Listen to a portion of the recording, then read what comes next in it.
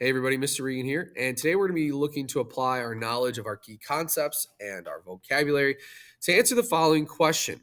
Based on the object's change in velocity, which one experienced the largest force? So let's take a look at what this question is referring to. Down here we have three objects, A, B, and C, and they all had an initial velocity to start. Each one, A, B, and C, has the same mass.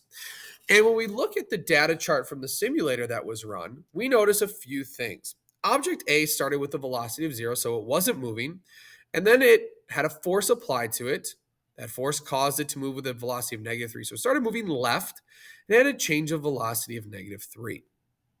Object B, on the other hand, had a start velocity of 2, so it was moving to the right. A force was applied and it changed its velocity to -1. So it was moving to the left, changed its direction, moving left. And it had a change of velocity of -3 as well. Finally, object C was moving to the right, it looks like, with a start velocity of 4.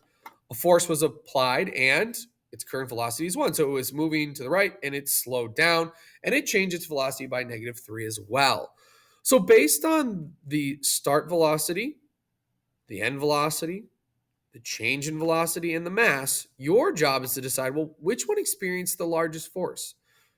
Which one caused the velocity change for object A, B, or C with the largest force? Our options are object A experienced the largest force. So take a look at the velocity. Did it experience the largest force? C experienced the largest force. Take a look at its velocity. Did it experience the largest force? Or did all the objects A, B, and C all experience the same force? Take a second, decide which one you think is correct. Pause the video and start up when you're ready to go over the answer. So, do we think we got it? Let's take a look. If we apply the following key concepts to the scenario, we should be able to figure out what the correct answer is. So we know that a stronger force causes a greater change in velocity. But if we look at our change in velocity, they're all the same. So we can't say for certain that a stronger force was necessarily used for all of our objects. We know they all have the same mass, but a stronger force would cause a greater change of velocity, and all of the changes we see are the same.